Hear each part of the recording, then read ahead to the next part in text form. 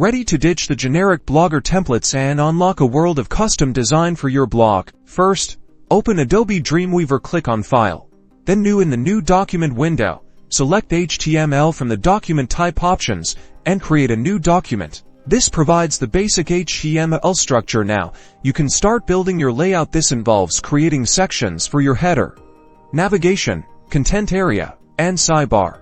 Utilize divs to define these sections. Give each div a clear and descriptive name, such as header, navigation, content, and sidebar. Next, you'll need to add the content that will populate your blog within the content div. Insert your blogging content. Now, let's move on to styling. Link to a cascading style sheet. CSS. Use CSS to control the visual appeal.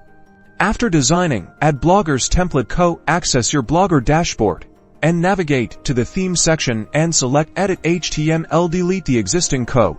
Then copy your Dreamweaver HTML code. Paste that into the HTML editor and save your updated template. Your blog should now display your custom design.